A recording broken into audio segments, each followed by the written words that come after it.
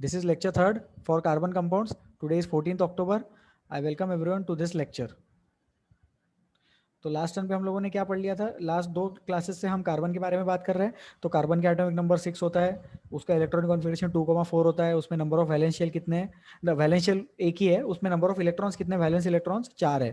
तो 4 इलेक्ट्रॉन्स होने की वजह से उसके पास क्या क्या ऑप्शंस है, तो अपन अभी पहले ऑप्शंस देख लेते हैं. ऑप्शन है कि वो 4 इलेक्ट्रॉन्स डोनेट कर दे. ठीक है. दूसरा ऑप्शन क्या है उसके पास में? दूसरा ऑप्शन है कि वो 4 इलेक्ट्रॉन्स एक्सेप्ट कर ले. और तीसरा ऑप्शन क्या है उसके पास में? वो 4 इलेक्ट्रॉन्स का शेयरिंग कर ले. ठीक है. इसके रिगार्डिंग अच्छे से डिटेल्ड में पैराग्राफ मेंशन्ड है state board as well as NCERT text book में. तो प्लीज बहाना मत बनाओ और उसको रीड करो और उसमें से समझ में आएगा. तो वो जो कार्बन एटम है जिसका कॉन्फ़िगरेशन 2,4 है, वो यदि 4 इलेक्ट्रॉन्स डोनेट कर देता है तो क्या बन जाएगा? हीलियम बन जाएगा. लेकिन वो चीज़ पॉसिबल नहीं है. क्यों पॉसिबल नहीं है? क्योंकि 4 plus positive charge is not stable. 4 positive charge is not stable. Similarly 4 negative charge is also not stable. तो वो चीज़ जो है 4 इलेक्ट्रॉन एक्सेप्ट नहीं कर पाएगा, तो 2,8 भी बना नहीं पाएगा.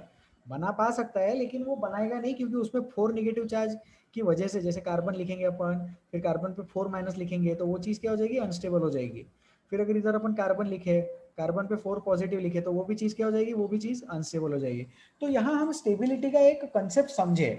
मैं चाहता हूँ कि जनता इस चीज़ पे ध्यान दे कि सर आप तो बोल रहे हो यार कि ऑक्टेट रूल ही स्टेबिलिटी का एक कंसेप्ट होता है, अगर ऑक्टेट कंप्लीट हो जाए तो चीज़ों को स्टेबल बोल देंगे. बिल्कुल बोलते हैं.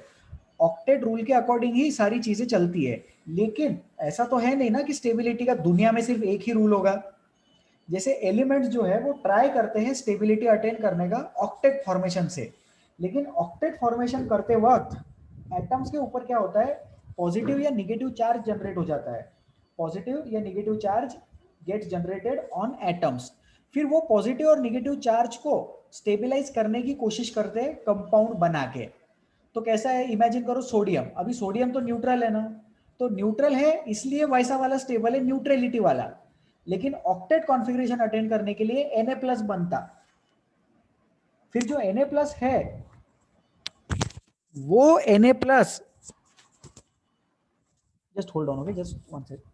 ठीक है. वो जो Na+ है, वो वाला Na+ बॉन्डिंग करेगा Cl- के साथ में और फिर NaCl बन जाएगा.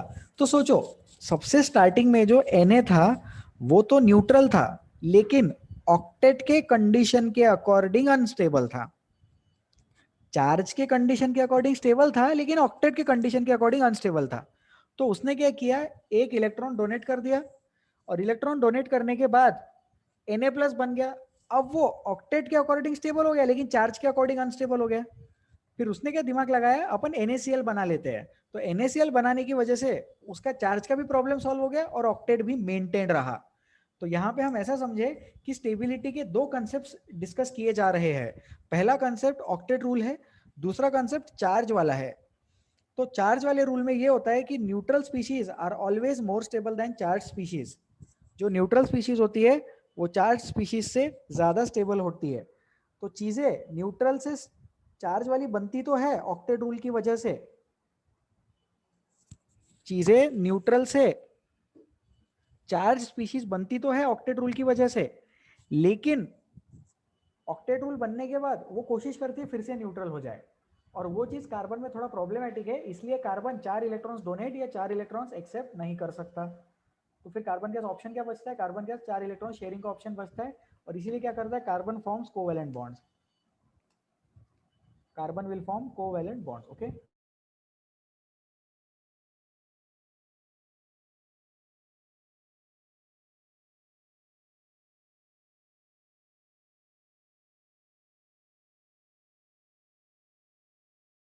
Carbon forms covalent bonds only. बहुत कम एग्जांपल्स रहेंगे जिसमें कार्बन के आयोनिक बॉन्ड वगैरह बनेंगे, लेकिन वो वाले एग्जांपल्स अपन को अभी नहीं डिस्कस करने. Right now we are only interested in the covalent bond formation in case of carbon atoms. तो कोवेलेंट बॉन्ड फॉर्मेशन कब होगा? जब वो 4 इलेक्ट्रॉन्स शेयर करेगा तब होगा. ओके. सो एक और वॉइस चेक कर लेते हैं. Please raise your hands if you can hear me. If you can hear me and if you can see the screen properly, please raise your hands.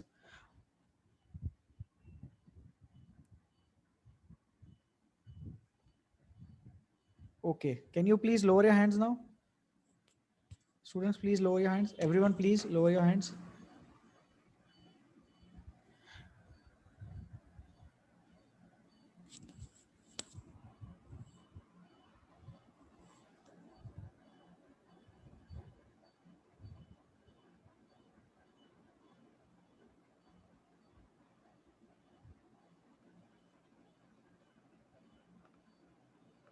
Okay, just 1 second.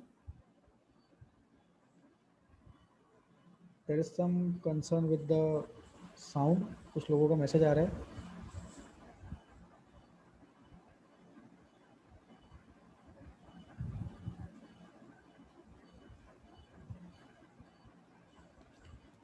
ठीक है. So I believe everything is fine now.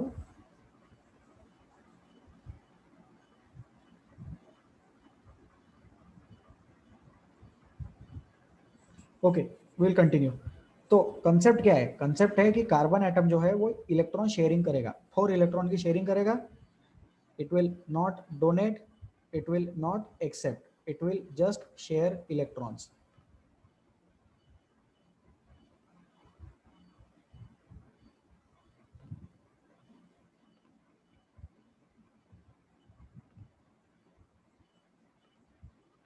Okay, we will move ahead. अपन आगे बढ़े. So already this was already discussed in previous class. We are just doing revision. Catenation concept क्या है? Catenation self linking tendency है. तो self linking tendency में क्या होता है? Self linking property, long carbon chains अपन कार्बन के बना सकते हैं. तो जैसे C C C C, long carbon chain structure formation is possible. ठीक है. तो एक लॉन्ग कार्बन चेन बना सकते हैं. Thousands and lakhs of carbon atoms can be bonded together. उस कंसेप्ट को मैक्रोमोलिक्यूल्स भी बोलते हैं. तो कार्बन का जो कैटिनेशन है वो n नंबर ऑफ एटम्स तक जाता है. इसका मतलब n एटम्स ऑफ कार्बन अपन एक साथ जोड़ सकते हैं. ठीक है. अब लास्ट टाइम पे किसी का डाउट भी आया था कि सर कार्बन के नीचे जो सिलिकॉन है, सिलिकॉन के केस में क्या होगा? Silicon also has a large catenation power. तो सिलिकॉन की भी एक लार्ज कैटिनेशन पावर है, लार्ज कैटिनेशन टेंडेंसी है, but not as high as carbon. Silicon का भी लार्ज कैटिनेशन टेंडेंसी, लेकिन इतना ज़्यादा नहीं है कि जितना कार्बन का है. कार्बन का कैटिनेशन पावर सिलिकॉन से भी ज़्यादा है. और सोचो कि कार्बन के केस में क्या होता है कि कार्बन के केस में साइज जो रहता है वो साइज प्रॉपरली मेंटेन्ड है. जैसे कार्बन का साइज एकदम प्रॉपर है बहुत सारे कंपाउंड्स बनाने के लिए.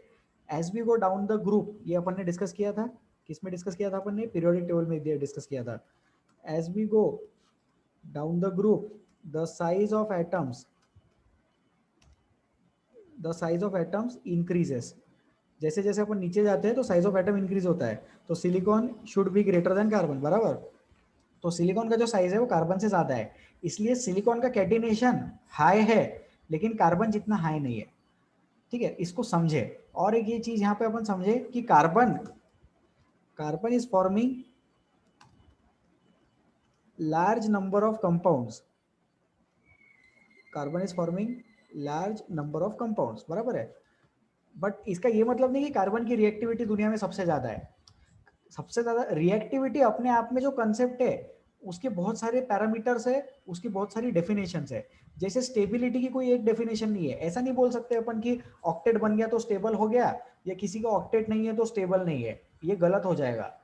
चार्ज के बेसिस पे भी सोचते हैं, फिर ये भी गलत हो जाएगा चार्ज के बेसिस पे बोलना. अकेले चार्ज के बेसिस पे अपन नहीं बोल सकते कि जैसे जो न्यूट्रल रहेंगे वो हमेशा स्टेबल रहेंगे और जो चार्ज वाली स्पीशीज रहेंगी हमेशा अनस्टेबल रहेंगी. तो ये वाला स्टेटमेंट भी गलत हो जाएगा. तो चार्ज को, ऑक्टेट रूल को, ये दोनों कंसेप्ट को साथ में लेके चलना पड़ेगा और फिर प्रॉपर्टी अपन डिफाइन कर पाएंगे, स्टेबिलिटी अपन डिफाइन कर पाएंगे. तो उसी तरह से मैं यहाँ बताना चाहूंगा सबको कि रिएक्टिविटी जो कंसेप्ट है, the concept of reactivity is also very complex. वो इतना ईजी नहीं है कि कार्बन के ज्यादा कंपाउंड बन गए तो कार्बन की रिएक्टिविटी ज्यादा है इसलिए कार्बन के ज्यादा कंपाउंड बन गए. बहुत सारे रीजन है जिसकी वजह से कार्बन के ज्यादा कंपाउंड बनते हैं. One of the reason is optimum size, another reason is four valency. ठीक है, तो रीजंस लिख देता हूं मैं. Why carbon is forming so many compounds. तो एक है उसका साइज इज प्रॉपर, फिर उसका electronegativity value is proper to bond with oxygen. मतलब बाकियों से भी बॉन्ड करता है वो, लेकिन oxygen, hydrogen, nitrogen and halogens easily. मतलब उसका इलेक्ट्रोनिगेटिविटी वैल्यू बहुत ज्यादा भी नहीं है और बहुत कम भी नहीं है, एकदम ऑप्टिमम वैल्यू में उसका इलेक्ट्रोनिगेटिविटी वैल्यू होने की वजह से उसकी बॉन्डिंग बहुत अच्छे से हो जाती है ऑक्सीजन, हाइड्रोजन, नाइट्रोजन और हेलोजेंस के साथ में, ठीक है। थर्ड पॉइंट है उसका कैटिनेशन, बराबर। कैटिनेशन भी एक इंपॉर्टेंट कंसेप्ट है यहाँ पे। और उसका ऑप्टिमम वैलेंसी 4 और साइज भी ऑप्टिमम अपन ने लिख दिया, और उसका ऑप्टिमम रिएक्टिविटी। ऑप्टिमम का मतलब एकदम प्रॉपर, ना ज़्यादा ना कम, बिल्कुल जैसे चाय बनानी है तो एकदम बिल्कुल, किसी को 1.5 चम्मच शक्कर चाहिए तो उसके लिए ऑप्टिमम क्वांटिटी 1.5 चम्मच शक्कर ही होगी। घर में दूसरा चम्मच लेके आ गए या दूसरे कप में दूध कंसिडर कर लिया, तो वो सारी कंडीशन से चाय की वैल्यू फ्लक्चुएट हो जाएगी उस पर्सन के लिए। तो वैसे कार्बन जो है, कार्बन के लिए ये सारे पॉइंट्स इंपॉर्टेंट है, जिसकी वजह से कार्बन के बहुत सारे कंपाउंड्स बनते हैं। तो आप ये पॉइंट्स लिख सकते हैं। और भी पॉइंट्स है बट ये इंपॉर्टेंट पॉइंट्स है। तो मैं चाहता हूं कि जनता 1 2 3 4 5 पॉइंट्स लिख ले, और प्लीज थोड़ा जल्दी लिखे।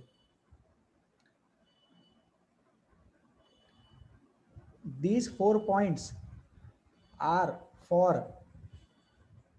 these 4 points are the reason for maximum number of compounds of carbon. These 4 points are the reason, 4 नहीं 5, for maximum number of compounds.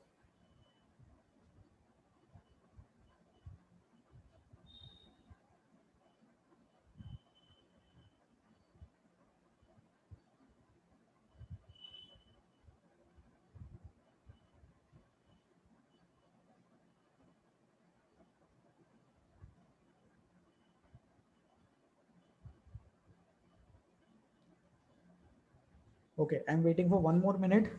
Points लिख लो। साइज एकदम प्रॉपर है, रिएक्टिविटी एकदम मस्त ऑप्टिमम रिएक्टिविटी है, वैलेंसी 4 है, कैटिनेशन टेंडेंसी है, उसकी इलेक्ट्रोनिगेटिविटी भी एकदम बराबर वैल्यू है। Electronegativity value is proper to bond with oxygen, hydrogen, nitrogen and halogens. जो एक्स लिखा है ना, एक्स हेलोजेंस है। That particular thing, symbol X is for halogens. Fluorine, chlorine, bromine, iodine, fluorine, chlorine, bromine, iodine को अपन halogen लिखते हैं, मतलब फ्लोरीन, क्लोरीन, ब्रोमीन, आयोडीन को अपन एक्स लिखते हैं, एक्स से रिप्रेजेंट करते हैं हेलोजेंस को। चले आगे, कितने लोग लिख रहे हैं? People who are writing please raise your hands. Students who are writing please raise your hands, थोड़ा जल्दी लिखे।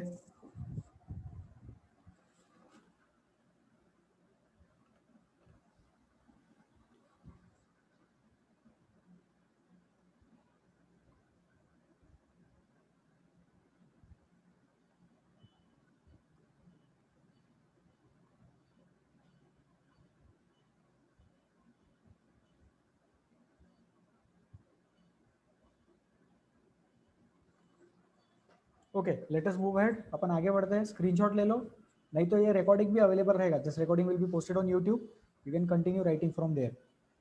आई विल मूव अहेड नाउ, ठीक है। तो अपन ने थोड़ा सा ल्यूइस इलेक्ट्रॉन डॉट स्ट्रक्चर के बारे में डिस्कस किया था लास्ट टाइम पे। लास्ट 2 लेक्चर से अपन इस पे फोकस कर रहे हैं। आई होप जनता को अब समझ में आ गया है, तो इसको अपन रिवाइज करते हैं।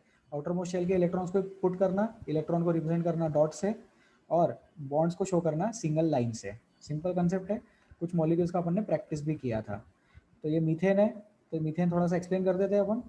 ये देखो, जैसे ये राइट साइड वाला बीच वाला कंपाउंड देखो, पहले बीच वाला, ये चारों मीथेन है। मीथेन का स्ट्रक्चर CH4 है। 9th में पढ़ा होगा आप लोगों ने, स्टेट बोर्ड में था ये टॉपिक 9th में। CH4 structure, CH4 is methane, okay. तो ये जो ब्लू कलर के 8 डॉट्स दिखाई दे रहे हैं इस वाले स्ट्रक्चर में, इस वाले स्ट्रक्चर में जो ब्लू कलर के 8 डॉट्स दिखाई दे रहे हैं वो क्या है? वो इलेक्ट्रॉन्स है। और 2 इलेक्ट्रॉन मतलब एक सिंगल बॉन्ड। तो जो राइट साइड वाला स्ट्रक्चर है उसमें वो सिंगल बॉन्ड जैसा बताया है उसने। तो सिंगल बॉन्ड के लिए 1 लाइन ऐसा रिप्रेजेंट किया, सिंगल बॉन्ड के लिए 1 लाइन, डबल बॉन्ड के लिए 2 लाइन्स, इक्वल टू साइन जैसा, और ट्रिपल बॉन्ड के लिए 3 लाइन्स। सिंपल है, लर्न हो जाएगा। तो ये 2 स्ट्रक्चर एक्सप्लेन हो गए। अब ये वाला स्ट्रक्चर देखो, तो 4 कार्बन हाइड्रोजन के आइटम्स है, देखो बॉन्डिंग के लिए आ रहे हैं। तो ऐसा इमेजिन करो कि ये इलेक्ट्रॉन ने ये इलेक्ट्रॉन के साथ बॉन्डिंग करके क्या बनाया? बॉन्ड पेयर बनाया। याद करो, बॉन्ड पेयर और लोन पेयर लास्ट टाइम पे बताया था। ये भी एक बॉन्ड पेयर बन गया, ये भी एक बॉन्ड पेयर बन गया, और इसने इसके साथ जैसे बॉन्ड पेयर बना लिया, ये हाइड्रोजन ने ये वाले इलेक्ट्रॉन के साथ बॉन्डिंग कर ली। तो बॉन्डिंग करने के बाद क्या बन गया? सिंगल बॉन्ड बन गया। तो यहाँ पे 4 सिंगल बॉन्ड अपने को दिखाई दे रहे हैं। So there are 4 single bonds present in this compound. Okay, तो वही सिंगल बॉन्ड यहाँ पे अपन ने रिप्रेजेंट किए। तो ये है electron dot structure and line structure, इसको बोलते हैं इलेक्ट्रॉन डॉट स्ट्रक्चर। तो देखो इसमें इलेक्ट्रॉन डॉट स्ट्रक्चर में से अपन ने क्या किया, सिर्फ आउटर मोस्ट शेल के इलेक्ट्रॉन्स बताए। लुईस इलेक्ट्रॉन डॉट स्ट्रक्चर में भी वही करते हैं अपन, आउटर मोस्ट शेल के इलेक्ट्रॉन, सारे इलेक्ट्रॉन्स नहीं बताए। कार्बन के जो अंदर के इलेक्ट्रॉन्स थे, कार्बन का कॉन्फिगरेशन क्या है 2,4, तो ये 4 इलेक्ट्रॉन्स में ही अपना इंटरेस्ट है। We are interested only in this 4 electrons, we are not interested in other electrons. जो अंदर के 2 इलेक्ट्रॉन्स है इसमें अपना इंटरेस्ट अभी नहीं है। और लाइन स्ट्रक्चर, इसको बोलते हैं लाइन स्ट्रक्चर, इसको बोलते हैं इलेक्ट्रॉन डॉट स्ट्रक्चर। डॉट बनाएंगे तो इलेक्ट्रॉन डॉट स्ट्रक्चर, और सिंगल लाइन बनाएंगे तो लाइन स्ट्रक्चर। इजी है, वी कैन मूव अहेड। ठीक है, तो ये क्वेश्चंस अपन ने डिस्कस कर लिए थे, so I will just quickly move ahead. ये भी अपन ने डिस्कस कर लिया था। इसमें थर्ड वाला और फोर्थ वाला एक बार प्रैक्टिस कर लेते हैं। ठीक है, ऐसे ही अपन थर्ड और फोर्थ प्रैक्टिस कर लेंगे। तो please solve this question now. I wait for 1 minute, I want to revise these 2 questions. Third and fourth question practice करें। And yes, I know that we have already done this, but एक बार और कर लो practice.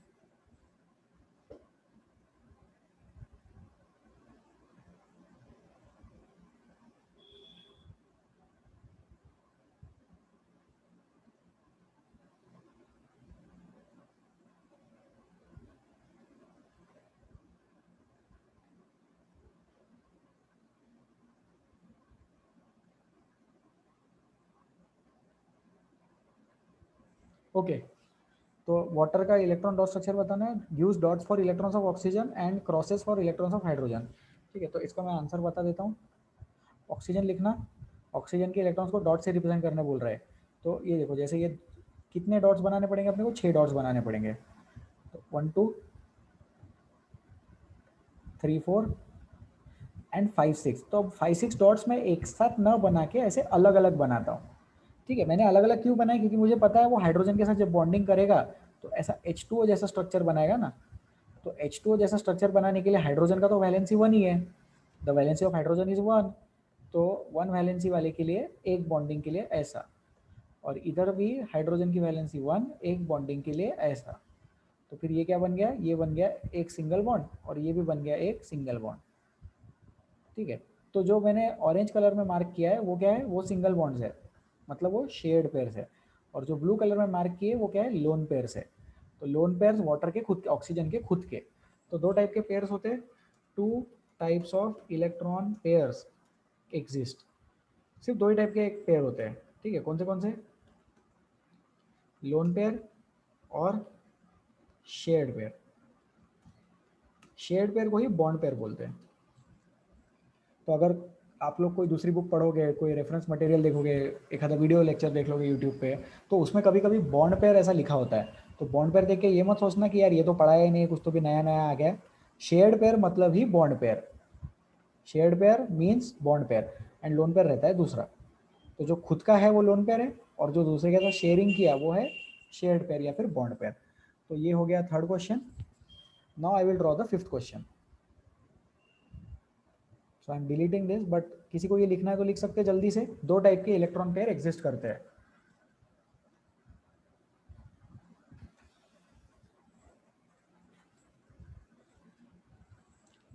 Two types of electron pairs exist: lone pair and shared pair. Shared pair is the bond pair.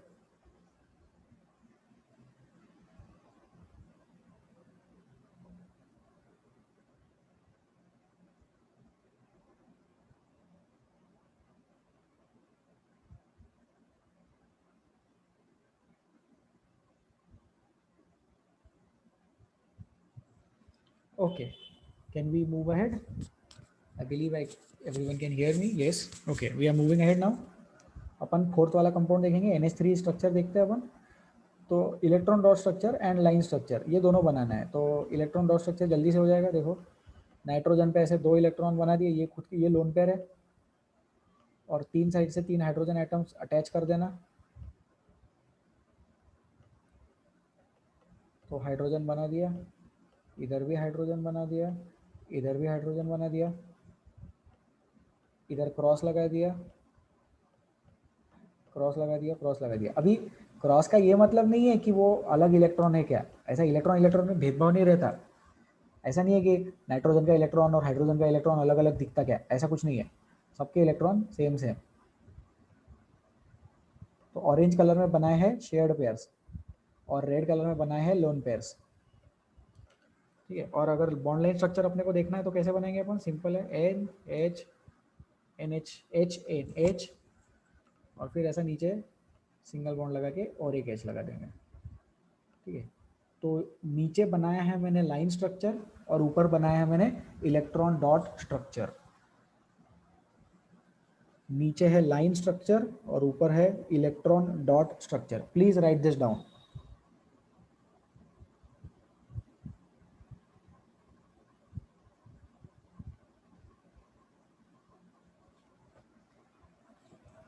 Okay, let us move ahead.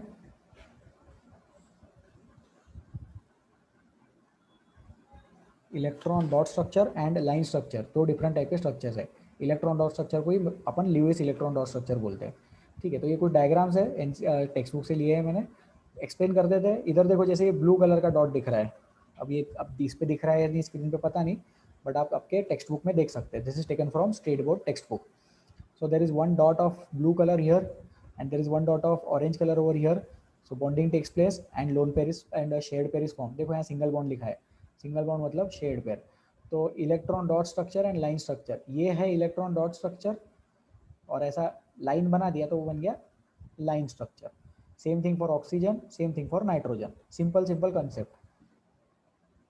Double bond में 4 electron, हाँ ये चीज learn कर लेना, मतलब पता ही है लेकिन लर्न कर लेना अच्छा रहेगा। सिंगल बॉन्ड में रहते हैं 2 इलेक्ट्रॉन्स, डबल बॉन्ड में रहते हैं 4 इलेक्ट्रॉन्स, ट्रिपल बॉन्ड में रहते हैं 6 इलेक्ट्रॉन्स और 3 से ज़्यादा का बॉन्ड होता नहीं। So the number of electrons present in double bond are 4, number of electrons present in triple bond are 6 and the number of electrons present in single bond are 2.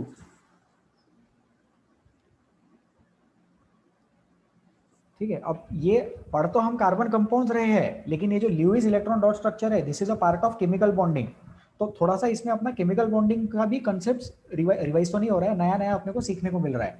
तो chemical bonding is a topic in class 11th। हम लोग chemical bonding अलग से नहीं पढ़ते हैं, लेकिन carbon compounds में single bond, double bond, triple bond सीखने के लिए हमें केमिकल बॉन्डिंग के कोवैलेंट बॉन्ड का कंसेप्ट सीखना होता है। तो यहाँ पर हम कोवैलेंट बॉन्ड का कंसेप्ट सीख रहे हैं। Sharing of electron means covalent bonds. Covalent bond are of 3 types, single bond, double bond and triple bond. तो ये जो कंपाउंड्स दिख रहे हैं, हाइड्रोजन, ऑक्सीजन, नाइट्रोजन, ये थोड़ी ना कार्बन कंपाउंड्स है, but we are studying chemical bonding. Carbon compounds topic का नाम है, लेकिन हम केमिकल बॉन्डिंग का कंसेप्ट पढ़ रहे हैं और उस कंसेप्ट का नाम है covalent bond. And covalent bond का डेफिनेशन है, when sharing of electron takes place, it is called as covalent bond. And when 2 electrons are shared, it is a single bond. When 4 electrons are shared, it is a double bond. And when 6 electrons are shared, it is a triple bond. तो 6 electrons shared का मतलब क्या है? 6 electron share का मतलब पहले atom ने 3 दिया, दूसरे एटम ने 3 दिया, इक्वल शेयरिंग होगी हमेशा। ठीक है, डबल बॉन्ड का शेयरिंग का मतलब क्या है? डबल बॉन्ड के शेयरिंग का मतलब है लेफ्ट वाले एटम ने 2 दिए और राइट वाले एटम ने भी 2 दिए, बराबर। और सिंगल बॉन्ड शेयरिंग का मतलब लॉजिकली आ जाएगा 1+1, लेफ्ट वाले एटम ने 1 दिया और राइट वाले एटम ने भी 1 दिया। और एक इंटरेस्टिंग, ये क्या हो गया?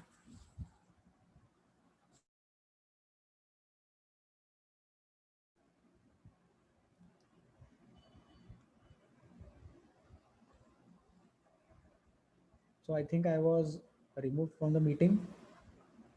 Removed मतलब because of the network problem.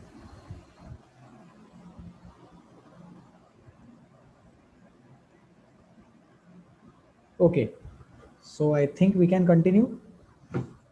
Please raise your hands if you can hear my voice and if you can see the screen. Please kindly raise your hands if you can hear my voice and if you can see the screen. Okay, thank you. You can lower your hands now.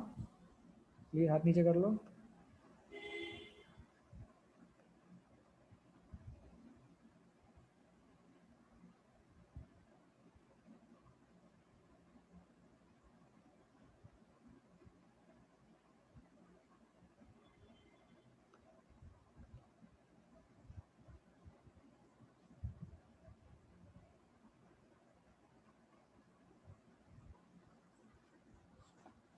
ठीक है। So I was talking about single bond, double bond and triple bond. अभी मुझे नहीं पता कि कहाँ तक connected था मैं, बट ऊपर वो पैनल दिख रहा था जिसमें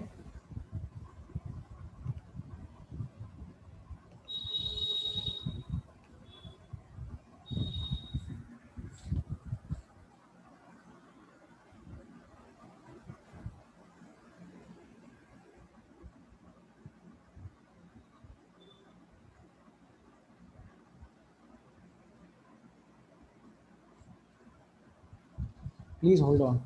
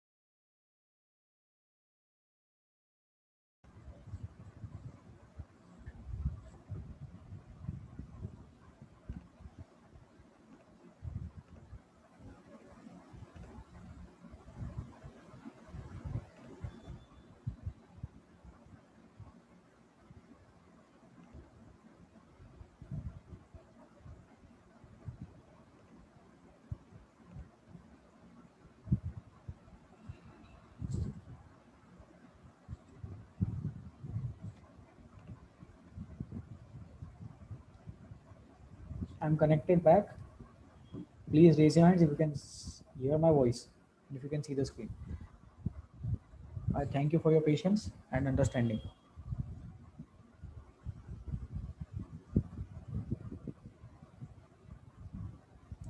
Okay, please lower your hands.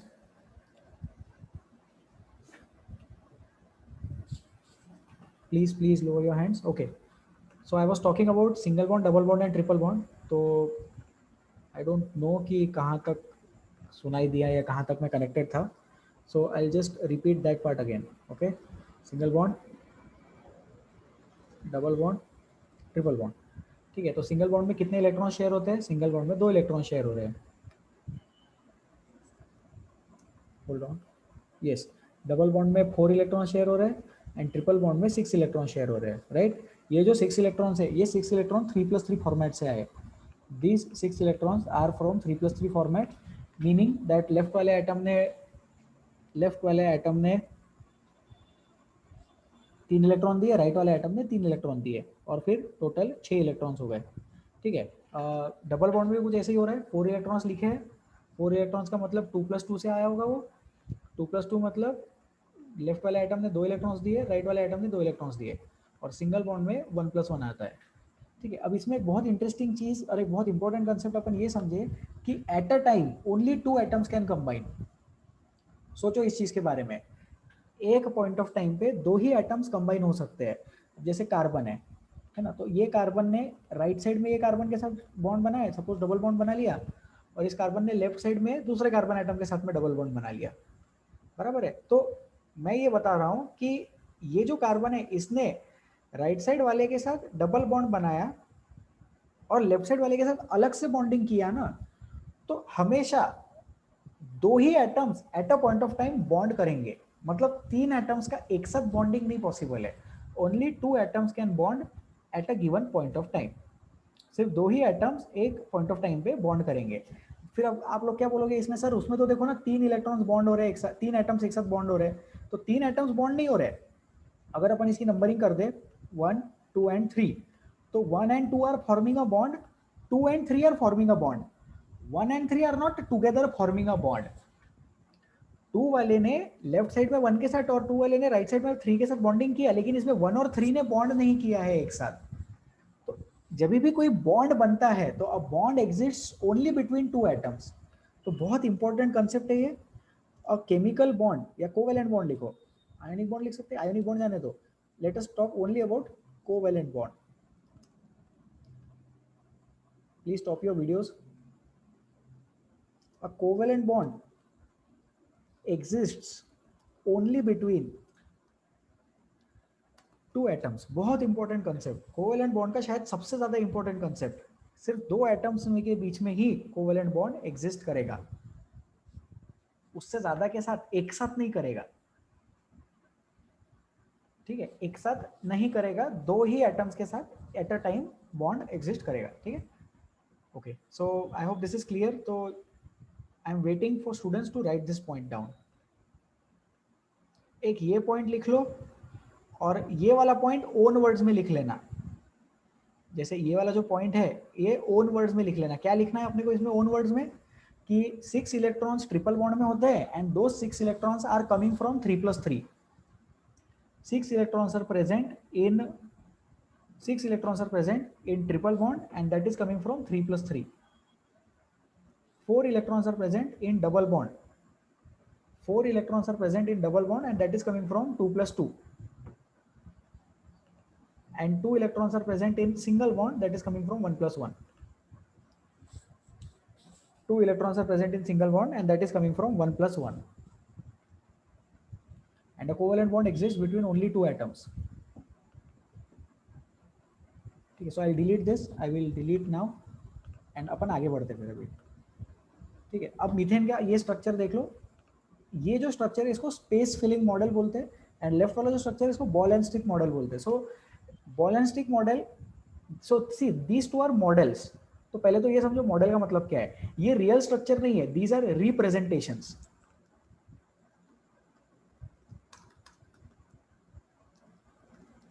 These are representations of the actual molecule. Actual molecule ऐसा दिखता होगा, एक्चुअल मॉलिक्यूल ऐसा दिखता है, उसका ये एक रिप्रेजेंटेशन है।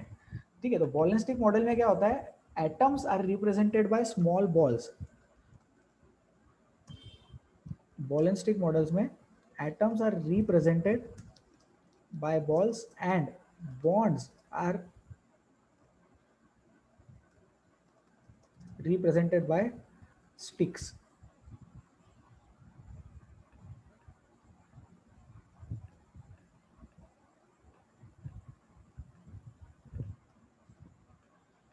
So in the ball and stick model, atoms are represented by balls and bonds are represented by stick. तो ये एक्चुअल जैसे ये खिलौने के जैसा स्ट्रक्चर है, ये इसको अपन हाथ में पकड़ सकते हैं। ठीक है, स्पेस फिलिंग मॉडल में क्या होता है, space filling model is designed on a computer. कुछ विजुअलाइजेशन सॉफ्टवेयर्स होते हैं, उन सॉफ्टवेयर की मदद से अपन स्पेस फिलिंग मॉडल बनाते हैं। तो समझे इस चीज़ को, कंप्यूटर का यूज़ करके स्पेस फिलिंग मॉडल बनाते हैं। जैसे उसमें क्या होता है, उसमें अपन एटम दिखाना चाहते हैं। तो जैसे देखो कार्बन का एटम है और उसके सराउंडिंग में 4 हाइड्रोजन के एटम्स अपने को बताने हैं।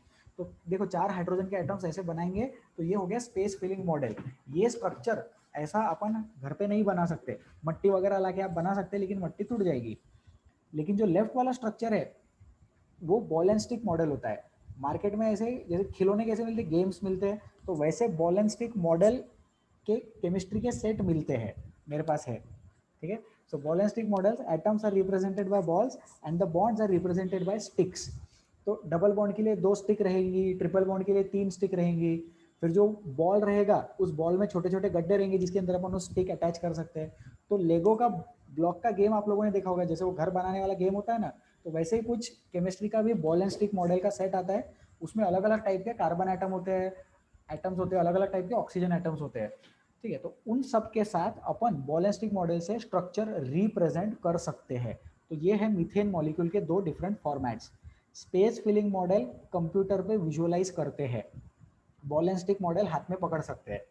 और इसके अलावा इलेक्ट्रॉन डॉट स्ट्रक्चर होता है जिसमें अपन ऐसे डॉट डॉट बनाते हैं, है ना, ऐसे डॉट डॉट बनाएंगे तो वो क्या बन गया, वो बन गया इलेक्ट्रॉन डॉट स्ट्रक्चर। और लाइन स्ट्रक्चर भी आप लोगों ने देख लिया। तो लाइन स्ट्रक्चर में कैसा रहता है, single bond is shown by a line. तो ये जो मैंने लिखा है, these are represented on a piece of paper, this is drawn in a computer and this is a 3D object.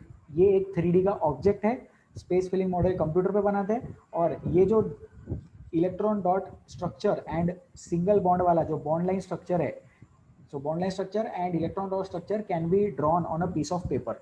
तो आपको ये समझ में आना चाहिए कि डिफरेंट रिप्रेजेंटेशंस मॉलिक्यूल के कैसे करते हैं। ऑर्गेनिक केमिस्ट्री में ये नॉलेज बहुत ज़्यादा ज़रूरी होता है। ठीक है, okay, so we will move ahead. और इधर एक और point, till now the number of known carbon compounds is about 10 million. This number is larger than the total number of compounds form by all the other elements. तो इस पे भी मैंने चर्चा की थी, इस पे मैंने डिस्कस किया था कि ऑर्गेनिक कंपाउंड्स जो होते हैं वो बहुत ज्यादा है दुनिया में। ऑर्गेनिक कंपाउंड्स बाकी के सारे एलिमेंट्स के कंपाउंड्स मिलके भी ज्यादा है। तो कार्बन के अकेले के कितने 10 मिलियन कंपाउंड्स है, and this number is larger than the total number of compounds found by all the other elements together. ठीक है, और the range of molecular masses of carbon compound is 10⁻1 से 10⁻12, मतलब हेवी मॉलिक्यूल्स भी रहते हैं और लाइटर मॉलिक्यूल्स भी प्रेजेंट होते हैं कार्बन कंपाउंड्स में। मतलब हेवी मॉलिक्यूल्स क्यों बन रहे हैं, कैटिनेशन की वजह से, और वो 5 पॉइंट की वजह से। बहुत ज्यादा फ्लेक्सिबल एलिमेंट है कार्बन, बहुत सारे कंपाउंड्स बना सकता है। कार्बन ने जितने कंपाउंड्स बनाए उतने किसी एलिमेंट ने कंपाउंड नहीं बनाए। बाकी सारे एलिमेंट्स ने मिलके भी इतने सारे कंपाउंड नहीं बनाए जितने अकेले कार्बन ने कंपाउंड्स बनाए। ठीक है, और उसका मॉलिक्यूलर मासेस का भी रेंज बहुत ज्यादा है।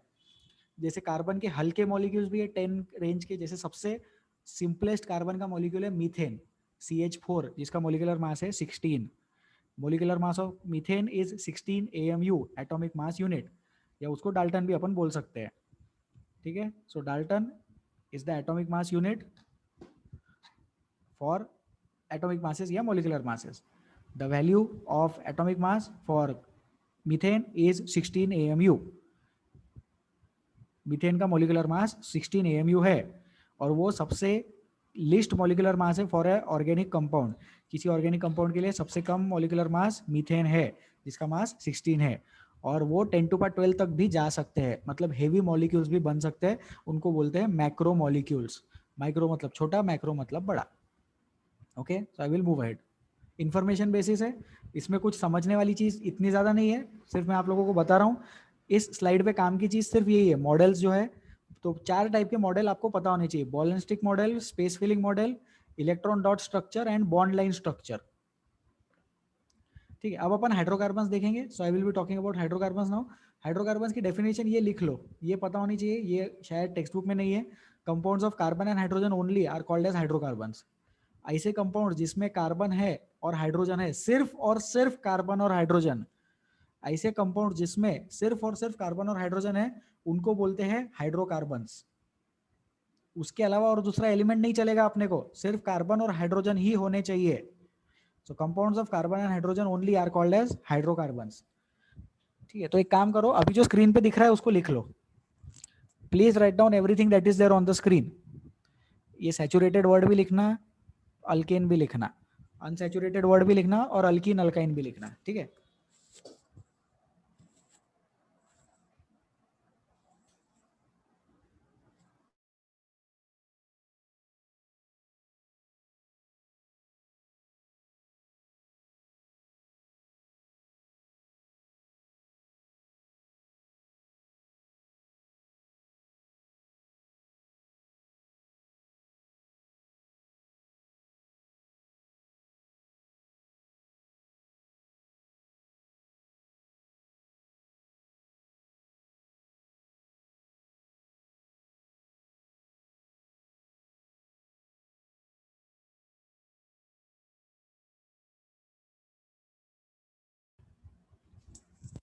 तो आई अज्यूम जनता ने लिख लिया होगा, compounds of carbon and hydrogen only are called as hydrocarbons. ठीक है, अब दो टाइप के कंपाउंड्स होते हैं, सैचुरेटेड एंड अनसैचुरेटेड। तो पहले अपन ये देखते हैं सैचुरेटेड और अनसैचुरेटेड का मतलब क्या है। ठीक है, तो सैचुरेटेड सॉल्यूशन आप लोगों ने सुना होगा, तो उसके बारे में मैं यहाँ डिस्कस कर लेता हूँ। Suppose saturated sugar solution, saturated sugar solution की अपन बात करते हैं। मान लो कि अपने पास शुगर सॉल्यूशन है, तो क्या है अपने पास में एक कंटेनर है, कंटेनर में पानी है। ठीक है, अब वो पानी में अपन ने शुगर डिसॉल्व किया, तो क्या करेंगे अपन, एक चम्मच लेके आएंगे और चम्मच से शुगर डालेंगे इसमें। ठीक है, चम्मच लेके आ गए, चम्मच से शुगर इसमें डालते गए, फिर वो शुगर क्या हो जाएगी, डिसॉल्व हो जाएगी। फिर क्या करेंगे, और शुगर डिसॉल्व करेंगे, और शुगर लाएंगे, और शुगर डिसॉल्व करेंगे, और शुगर लाएंगे, और शुगर डिसॉल्व करेंगे।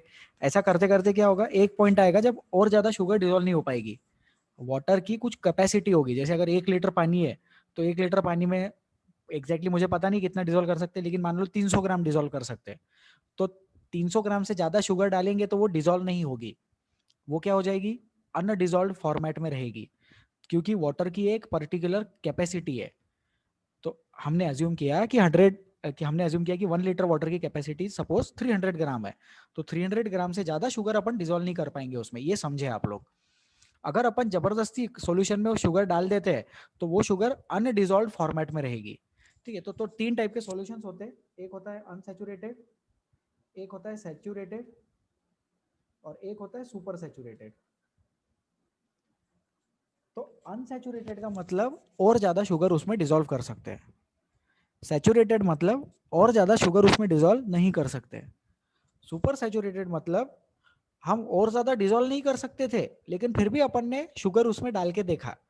तो सुपर सैचुरेटेड सॉल्यूशन में सम पार्टिकल्स आर लेफ्ट अनडिसॉल्व्ड, कुछ पार्टिकल्स जो है वो क्या होते हैं, अनडिसॉल्व्ड रह जाते हैं, वो उसमें डिसॉल्व नहीं होते, वो नीचे सेटल डाउन हो जाते हैं, जैसे रेत सेटल डाउन होती है।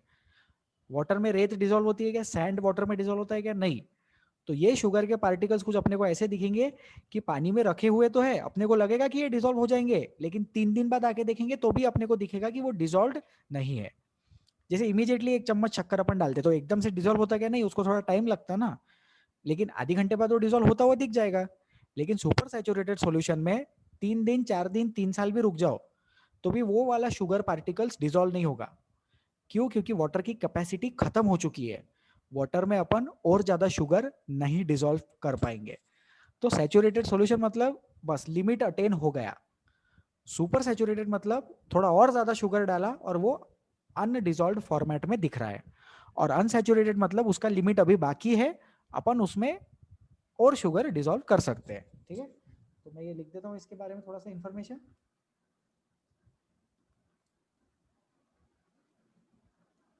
Super saturated solution,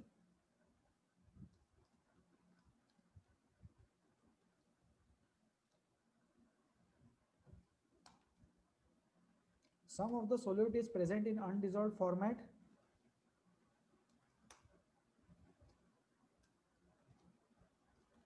quantity of solute is more than the quantity, is more than the capacity।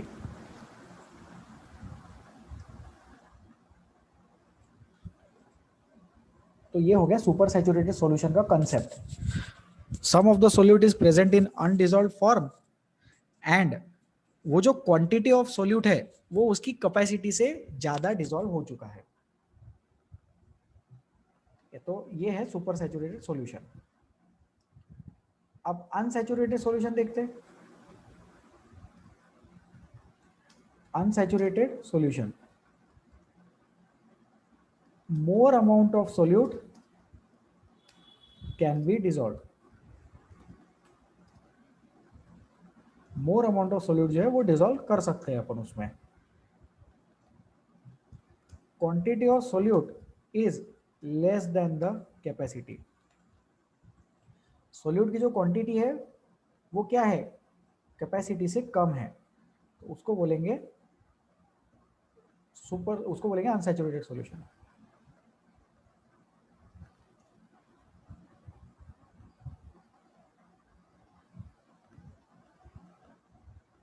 ठीक है, और लास्ट अपन देखेंगे सैचुरेटेड सॉल्यूशन। तो सैचुरेटेड सॉल्यूशन में क्या रहेगा, quantity of solute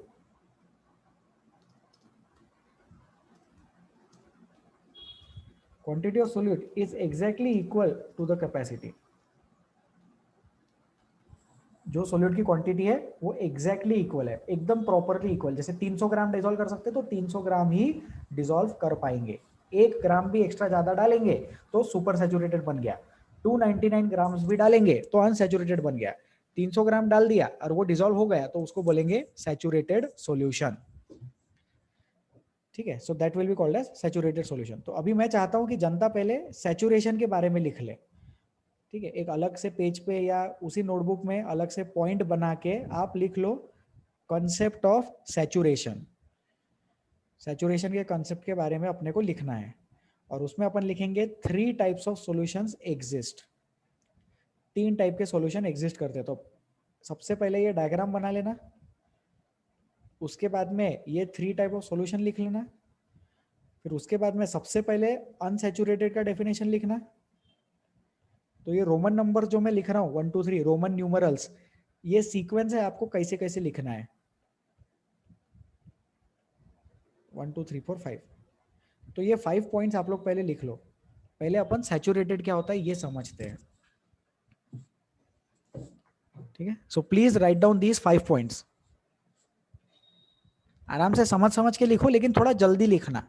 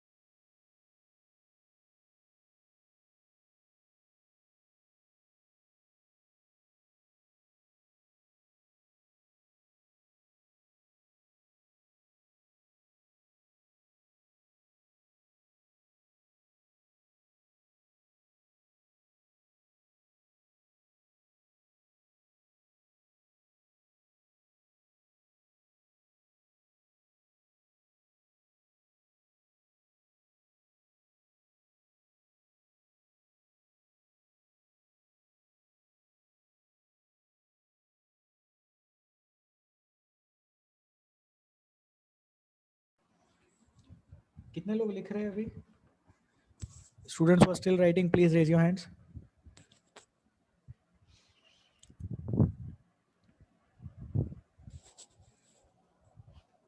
okay, please right.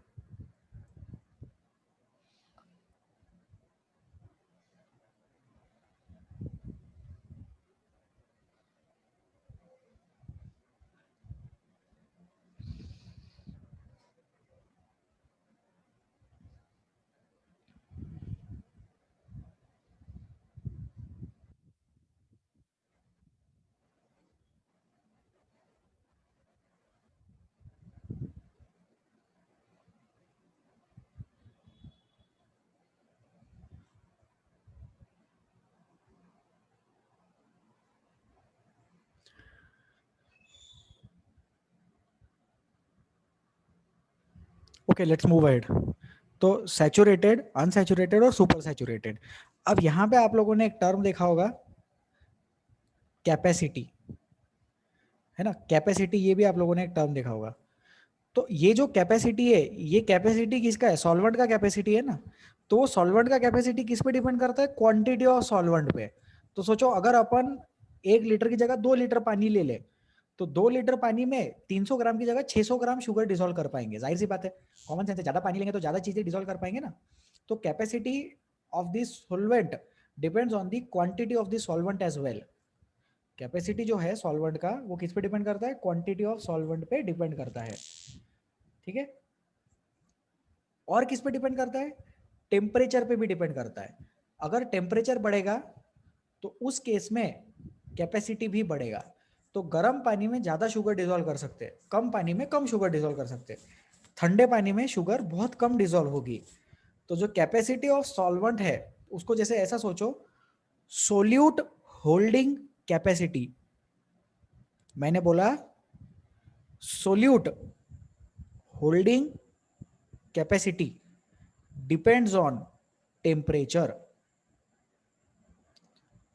Solute holding capacity depends on temperature. Temperature बढ़ेगा तो सोल्यूट का, तो सॉल्वेंट की सोल्यूट होल्डिंग कैपेसिटी बढ़ेगी। सॉल्वेंट की सोल्यूट होल्डिंग कैपेसिटी बढ़ेगी अगर टेम्परेचर बढ़ा तो। ठीक है, तो ये जो था ये एक इंट्रोडक्शन था सैचुरेटेड और अनसैचुरेटेड के बारे में। This was an introduction about saturated and unsaturated. अब अपन वापस ऑर्गेनिक केमिस्ट्री पे जाते हैं और कार्बन कंपाउंड्स के केस में देखते हैं क्या होता है। तो कार्बन कंपाउंड्स के केस में सैचुरेशन का मतलब होता है इन case of organic compounds, in case of organic chemistry, saturation refers to the number of hydrogen atoms that can be present in the molecule.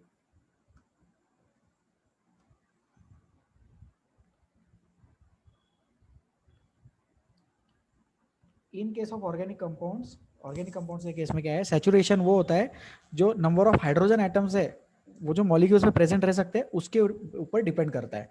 तो जैसे अल्केन्स होते हैं, तो अल्केन, अल्कीन, अल्काइन, ये आप लोगों को अभी 3 नए नाम दिख रहे हैं। अपन ने सुने भी होंगे ये नाम पहले, बट अपन एक बार फिर से इसको डिस्कस कर लेते हैं। So there are 3 types of hydrocarbons, alkane, alkene and alkyne. ठीक है, तो अल्केन का स्ट्रक्चर कैसा होता है, अल्केन में कार्बन एटम्स होते हैं और हाइड्रोजन एटम्स होते हैं, बस। जाहिर सी बात है हाइड्रोकार्बन में सिर्फ कार्बन और हाइड्रोजन एटम ही चाहिए अपने को, है ना। तो अभी कार्बन का वैलेंसी कितना है, कार्बन का वैलेंसी 4 है। तो जो कॉर्नर के कार्बन एटम्स है उस पे देखो अपन ने 3-3 एटम्स लगा दिए हाइड्रोजन के। सोचो इसको, ये हर कार्बन एटम की अपने को 4 वैलेंसी फुलफिल करनी है। For every carbon atom we want to fulfil the valency as 4। तो ये जो बोर्ड पे दिख रहा है आपको, ये एक एग्जांपल है अल्केन का। अब इसमें और कहीं पे अपन एक्स्ट्रा हाइड्रोजन नहीं ऐड कर सकते, समझे इस चीज को। हाइड्रोजन एटम्स इसमें कितने हाइड्रोजन एटम, कितने कार्बन एटम दिख रहे हैं इसमें, कार्बन देखो गिनो कितने हैं, 4 कार्बन एटम है।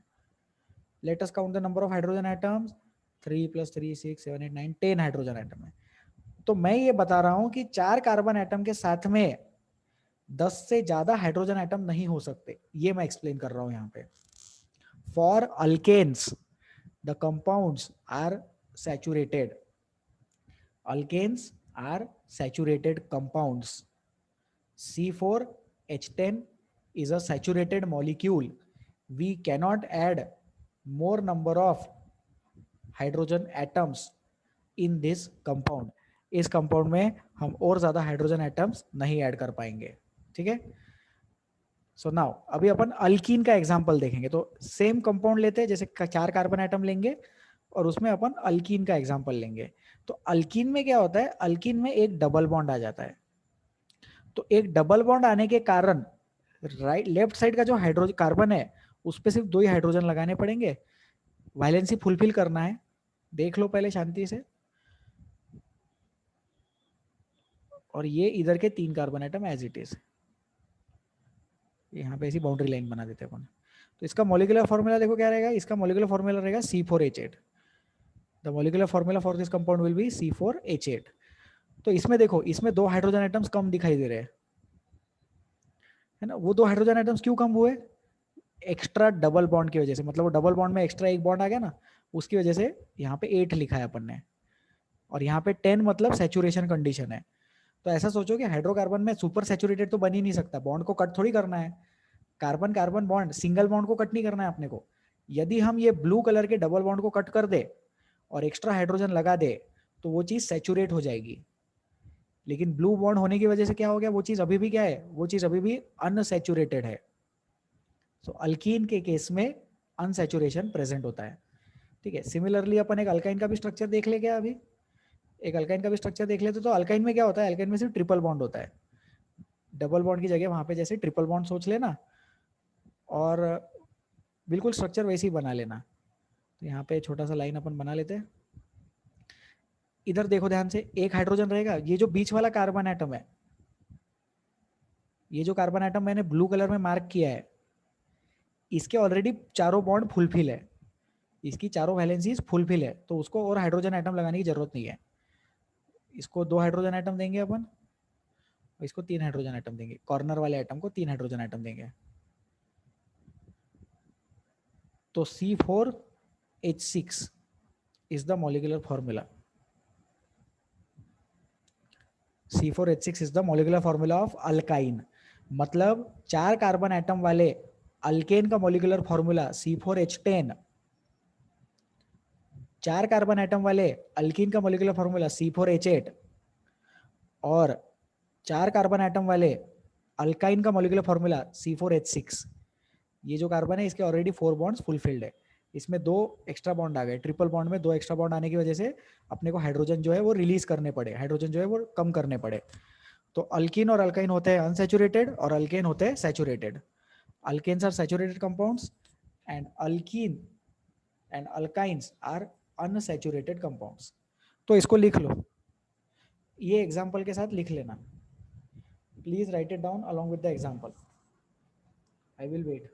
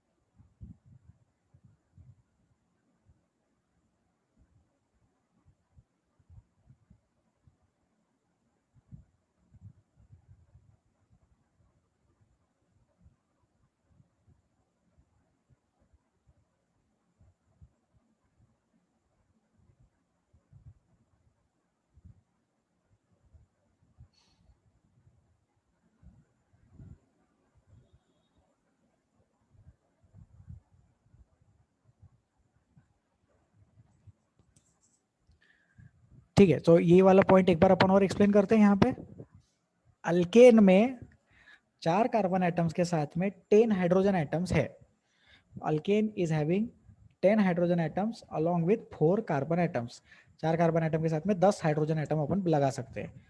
अल्कीन में क्या होता है, अल्कीन में आ गया डबल बॉन्ड, तो वो डबल बॉन्ड आने की वजह से 2 हाइड्रोजन एटम कम हो गए। Because of the presence of the double bond, because of the presence of the double bond, the number of hydrogen atoms gets reduced and therefore now it is unsaturated. तो यहाँ पे saturation अपन कैसे define कर रहे हैं? Saturation is defined on the basis of hydrogen atoms. Saturation is defined on the basis of hydrogen atoms. Hydrogen atoms के basis पे saturation define होता है। तो अल्केन को बोलते हैं सैचुरेटेड, अल्कीन और अल्काइन को बोलते हैं अनसैचुरेटेड। क्यों? क्योंकि उसमें हाइड्रोजन एटम्स कम है अल्केन के कंपैरिजन में। 4 कार्बन एटम्स के साथ में अल्केन में होते हैं 10 हाइड्रोजन एटम्स, लेकिन अल्कीन और अल्काइन में होते हैं 8 और 6 hydrogen atom, therefore these are unsaturated. ठीक है, फिर आप लोगों ने एक ऐसा मॉलिक्यूलर फॉर्मूला स्टडी किया होगा पहले, CnH2n+2। नहीं किया है तो अभी देख लो। तो CnH2n+2 जो है वो अल्केन का मॉलिक्यूलर रिप्रेजेंटेशन है। मतलब अगर ये फॉर्मेट में हाइड्रोकार्बन है तो वो सैचुरेटेड होगा। ठीक है, तो this is the format for alkanes. Alkane का फॉर्मेट क्या है? CnH2n+2। Alkane is CnH2n+2। इस कंडीशन में उसको अपन सैचुरेटेड हाइड्रोकार्बन बोलते हैं, CnH2n+2। अल्कीन और अल्काइन में CnH2n और CnH2n-2 आ जाता है। आपने ये स्टडी किया होगा पहले, 9th में पढ़ाया गया होगा ये। सो अल्केन्स आर सैचुरेटेड कंपाउंड। मैं ये सिर्फ इतना बता रहा हूँ कि अगर CnH2n+2 को फॉलो करता है, ये 2n+2 अगर है हाइड्रोजन के एटम्स, तो उसको सैचुरेटेड बोल देना। और अगर 2n+2 से कम है तो उसको अनसैचुरेटेड हाइड्रोकार्बन ऐसा नाम दे देना। Saturated hydrocarbons and unsaturated hydrocarbons. ठीक है, तो इसको लिख लो। I will wait for 1 more minute, you can please write it down.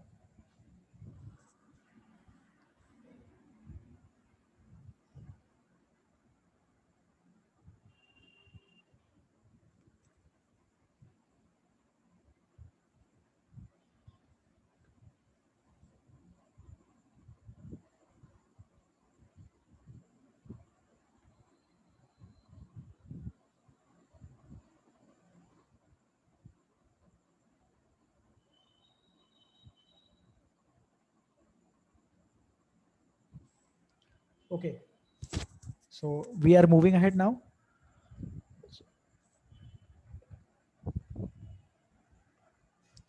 ठीक है, तो अभी हाइड्रोकार्बन्स जो होते हैं उसमें कौन से टाइप की बॉन्डिंग होती है? तो उसमें होती है स्ट्रेट चेन बॉन्डिंग। तो स्ट्रेट चेन बॉन्डिंग कैसी दिखती है? ऐसी दिखती है। तो ये है स्ट्रेट चेन बॉन्डिंग। अब इसमें आप लोगों को एक डाउट आएगा कि सर वो जो कार्बन एटम्स है उनकी वैलेंसी फुलफिल तो नहीं दिख रही है, लेकिन आपको इमेजिन करना है कि उनकी वैलेंसीज जो है वो फुलफिल है। तो जितने भी वैलेंसीज नहीं दिख रही है उतने हाइड्रोजन लगाते जाना। अभी मैं पहले ही बता दे रहा हूँ कि जहां पे कुछ मेंशन नहीं किया गया है वहां पे हाइड्रोजन अज्यूम कर लो। ठीक है, तो जैसे ये ऊपर नीचे हाइड्रोजन, फिर ऐसे ये वाले कार्बन पे भी हाइड्रोजन लगा देना, इस पे भी हाइड्रोजन लगा देना, इस पे भी हाइड्रोजन लगा देना। जो टिक मार्क वाले कार्बन एटम्स है ना उन पे दो दो हाइड्रोजन लगाते जाना। तो ये हो गया स्ट्रेट चेन का एग्जाम्पल। मतलब मैं ये बता रहा हूँ आपको कि अगर मैं लिखूँ या बोर्ड में या किसी किताब में सिर्फ कार्बन कार्बन कार्बन कार्बन लिखा है तो वहां पे हाइड्रोजन हमें अज्यूम करने हैं। वैलेंसी ऑफ कार्बन 4 लेके चलना और कार्बन एटम्स अज्यूम करते चलना। Assume the carbon, assume the hydrogen atoms, hydrogen atoms assume करते हुए चले। स्ट्रेट चेन वाले केस में हमेशा क्या रहेगा?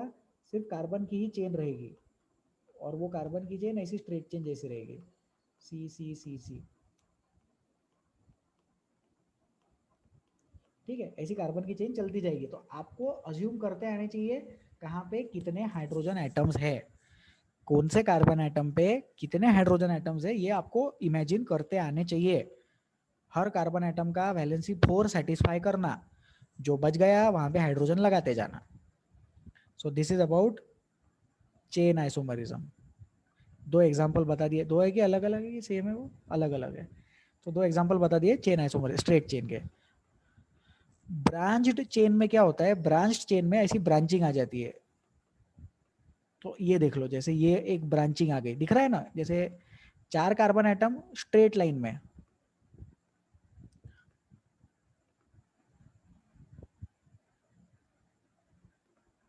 ये देखो 4 कार्बन एटम क्या है? स्ट्रेट लाइन में। और ये 4 कार्बन एटम कैसे है? ब्रांचिंग फॉर्मेट में। दिख रहा है ब्रांच? ब्रांच समझ में आता है सबको? ये देखो यहाँ पे ब्रांच लग गई,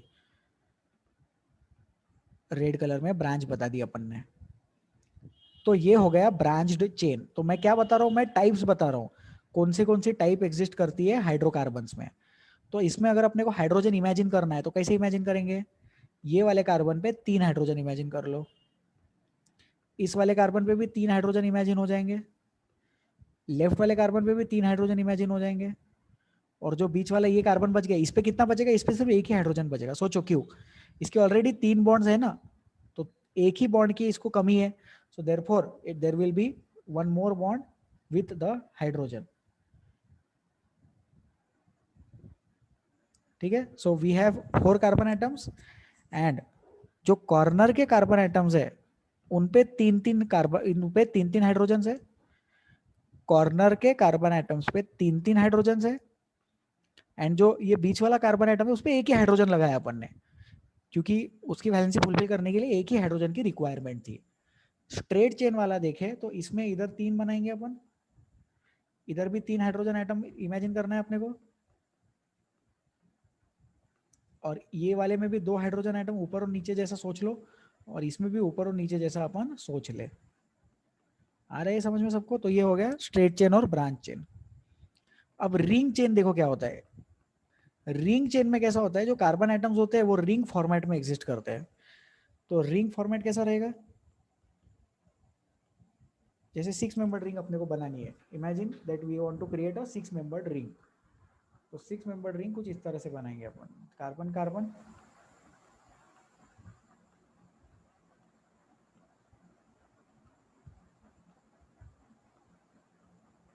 ठीक है? जैसे ये 6 मेंबर्ड रिंग बन गई, कोई भी शेप में बना सकते हैं अपन। जनरली उसको जनरली उसको हेक्सागोन फॉर्मेट में बनाते हैं। 6 मेंबर्ड रिंग है ना, तो उसको हेक्सागोन फॉर्मेट में अपन जनरली बनाते हैं। ठीक है, तो C C C C C C, so there are 6 carbon atoms present in this compound. तो इसमें भी हाइड्रोजन एटम सोच लो, अपन हाइड्रोजन एटम कैसे बनाएंगे? तो हर कार्बन को दो दो हाइड्रोजन देते जाना, क्योंकि ऑलरेडी दो दो बॉन्ड्स तो दिख रहे हैं ना अपने को।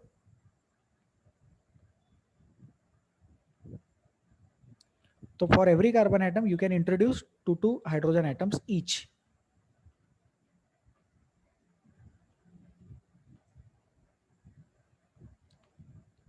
तो ये H2 मतलब हाइड्रोजन गैस वाला H2 नहीं है, वो 2 हाइड्रोजन एटम है, इसलिए मैंने H2 लिखा वहां पे. Okay, so this is about the hydrogen atoms. So this is ring chain. Okay, ring branch chain कैसा होगा? पहले रिंग बनाओ और उसमें ब्रांचिंग लगा देना.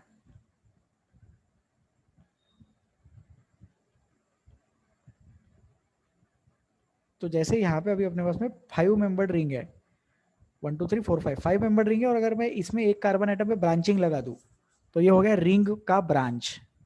सोचो, तो स्ट्रेट वाला, फिर स्ट्रेट में ब्रांच, रिंग वाला और रिंग में ब्रांच. तो इसमें कितने कितने हाइड्रोजन एटम्स होंगे ये अपन इमेजिन कर सकते हैं. जैसे यहाँ पे जो कॉर्नर वाला है इसमें 3 होंगे, बराबर. फिर ये यहाँ पे 2 होंगे, इधर भी 2 अपन हाइड्रोजन एटम लिख सकते हैं, इधर भी 2 लिख सकते हैं लेफ्ट और राइट में, और इस पे भी अपन 2 हाइड्रोजन एटम्स लिख सकते हैं. लेकिन ये वाला कार्बन एटम है जो रिंग से भी बॉन्डेड है, उस पे एक ही हाइड्रोजन आएगा क्योंकि उसके ऑलरेडी 3 बॉन्ड्स फुलफिल्ड है ना. तो वैसा अपन सोचे इस चीज को.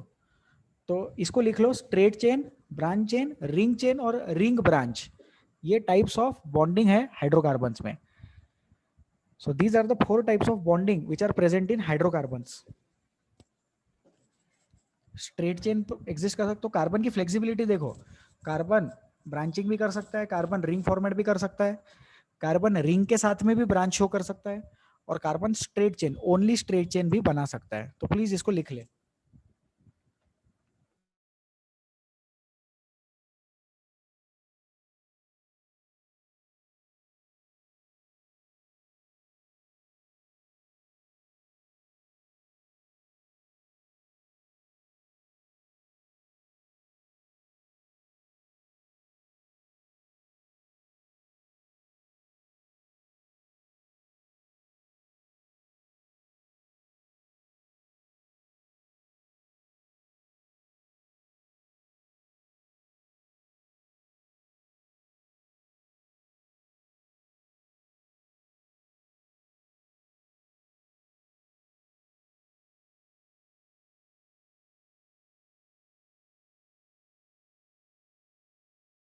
तो आप लोग अभी क्या लिख रहे हो? आप लोग लिख रहे हो कि there are 4 types of bonds, straight chain, branch chain, ring chain and ring branch. ऐसे 4 टाइप के बॉन्ड होते हैं, और चारों के मैंने एग्जांपल बोर्ड पे बनाए, तो इसको आप लोग लिख लो.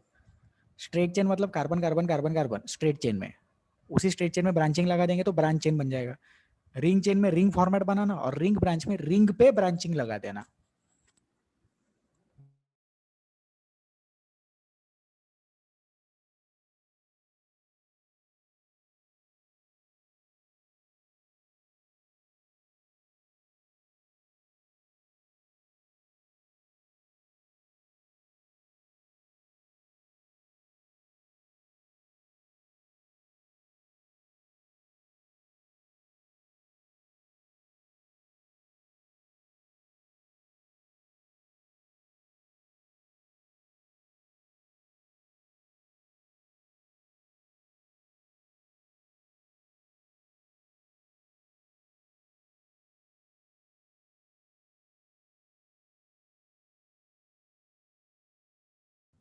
Okay, so I am moving ahead now. अपन आगे बढ़ते हैं.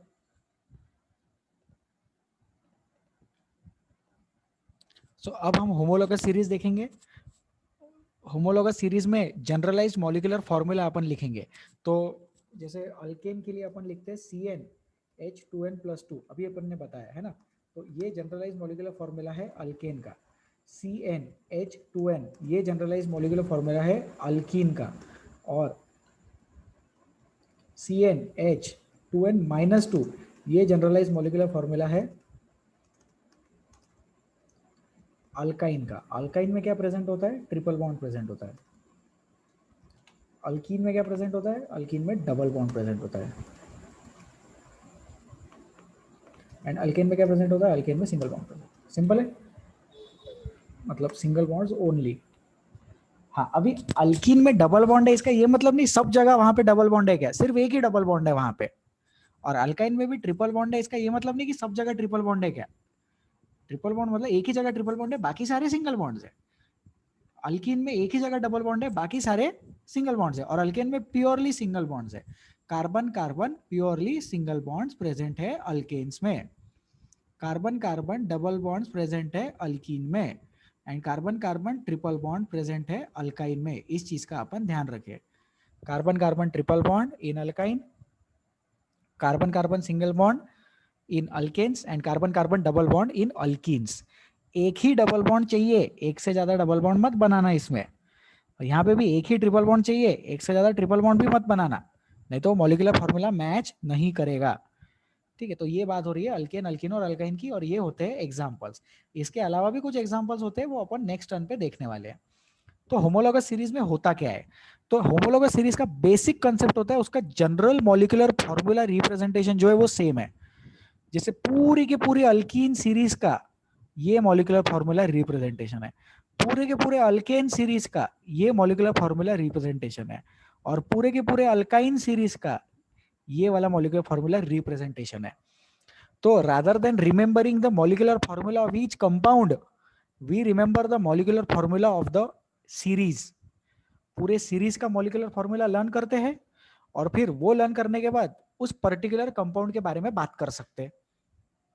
जैसे मान लो मुझे बात करना है 5 कार्बन एटम वाला अल्केन, तो 5 कार्बन एटम वाले अल्केन के लिए n की जगह 5 लिखना, और ये भी n की जगह 5 लिखेंगे तो 5 2 10, 10 + 2 12, तो C5H12 आ जाएगा।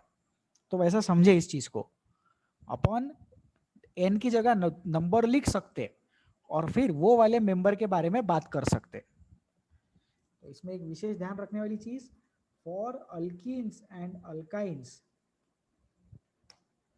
n starts from n equals to, alkyne और अल्काइंस के लिए जो है वो n का वैल्यू जो है वो 2 से स्टार्ट होता है, क्योंकि डबल बॉन्ड अगर बनाना है तो एक कार्बन एटम में डबल बॉन्ड नहीं बना सकते, ट्रिपल बॉन्ड भी बनाना है तो एक कार्बन एटम में ट्रिपल बॉन्ड नहीं बना सकते। इसीलिए n = 2 से अपन स्टार्ट करते हैं क्या, नंबरिंग, जैसे नेमिंग। तो कार्बन एटम अगर 2 होंगे तभी डबल बॉन्ड पॉसिबल है, कार्बन एटम अगर 2 होंगे तभी ट्रिपल बॉन्ड पॉसिबल है। एक कार्बन एटम में सिंगल बॉन्ड चल जाएगा, जिसको बोलते हैं मीथेन। सुना भी, अपन ने मॉलिक्यूल देखा भी था अभी। तो अल्कीन की जो सीरीज है, अल्कीन की सीरीज स्टार्ट होती है इथीन से। कुछ लोगों के लिए नया वर्ड होगा इथीन, मैं बोल रहा हूं 2 कार्बन एटम वाला ईथ और अल्कीन वाला इन, तो उसको बोलते हैं ईथइन। क्या बोलते हैं इसको, इथीन। और अल्काइन के लिए क्या रहेगा, फिर अल्काइन के लिए रहेगा 2 कार्बन एटम वाला ईथ। For 2 carbon atoms it will be eth, and we will have alkyne का YNE, alkyne, इथाइन। लेकिन अल्केन की सीरीज कहां से स्टार्ट होगी, अल्केन की सीरीज स्टार्ट होती है मीथेन से। तो ये जो ब्लू कलर में मैंने लिखे क्या है, ये इसके स्टार्टिंग कंपाउंड्स है। ब्लू कलर में हमने लिखे हैं स्टार्टिंग कंपाउंड्स, कि अल्केन की सीरीज कहां से शुरू हुई, तो मीथेन से शुरू हुई। Methane is the first member of alkane homologous series. Methane is the first member of alkane homologous series. Ethene is the first member of alkene homologous series. Ethene is the first member of alkene homologous series, and ethine is the first member of alkyne homologous series. ठीक है, और फिर hydro homologous series के और 2 important points. तो general molecular formula same होता है तो समझ गया। Difference of CH2 between 2 consecutive members, देखो मैंने कॉन्जिक्यूटिव को इटैलिक्स में लिखा है, और मास का डिफरेंस भी कॉन्जिक्यूटिव में है, 2 कॉन्जिक्यूटिव मेंबर्स में। तो सोचो n की वैल्यू अगर 1 है और n की वैल्यू 2 है, तो डिफरेंस कितने का है, CH2 का डिफरेंस आया ना। और CH2 का मास होता है 14, कार्बन का मास 12, हाइड्रोजन का मास 1, ऐसे 2 हाइड्रोजन। तो मास का डिफरेंस कैसे कैलकुलेट किया, 12 प्लस हाइड्रोजन का मास होता है 1, लेकिन ऐसे 2 हाइड्रोजन के एटम्स है अपने पास, 12 + 1 × 2 इज 14। तो molecular mass increases by 14 atomic mass units. 2 consecutive members में मास का डिफरेंस है 14, और 2 कॉन्जिक्यूटिव मेंबर्स में मॉलिक्यूलर फॉर्मूला में डिफरेंस है CH2 का, ठीक है। और सबसे ज्यादा इंपॉर्टेंट पॉइंट होमोलॉगस सीरीज का, उनकी केमिकल प्रॉपर्टी, ये गलत हो गया यहाँ पे,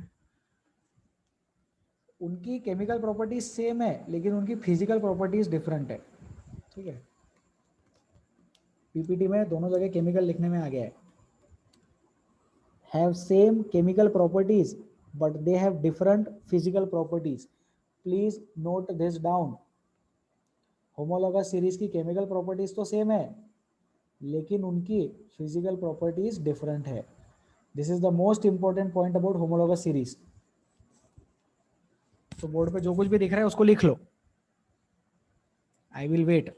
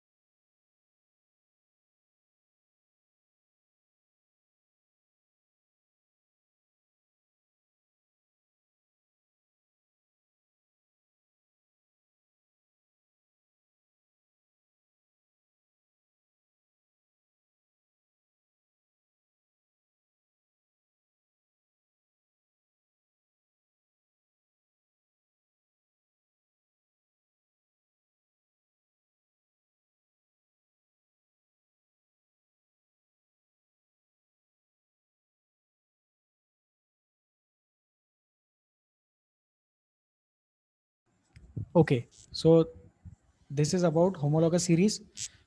I hope you can see the points over there. Methane is the first member of alkane homologous series. Ethene is the first member for alkene homologous series.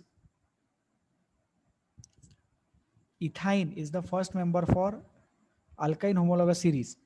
ठीक है, फिर ये जो दो पॉइंट्स है, ये दो पॉइंट्स अल्केन, अल्कीन, अल्काइन तीनों के लिए वैलिड है। ऐसा नहीं कि सिर्फ अल्कीन के लिए वैलिड है, आप पुट करके देख सकते। जैसे अल्कीन सीरीज में एन की वैल्यू 4 पुट करके देखो और एन की वैल्यू 5 पुट करके देखो, देखो डिफरेंस कितना आता है।